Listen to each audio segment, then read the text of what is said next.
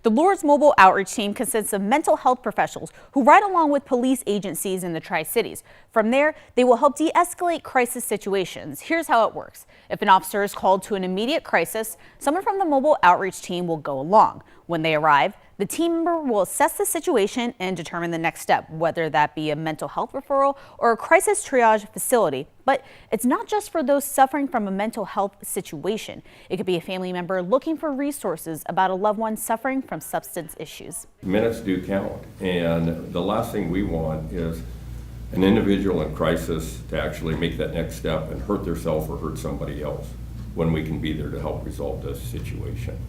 Each department will have one mental health professional as well as clinicians and peer specialists who will go where they are needed. Long term, they hope to have less people repeatedly going to jail and wait for competency services. Now, the help doesn't stop when they leave either. Health professionals will follow up with the people they contacted and continue to assist in any way they can.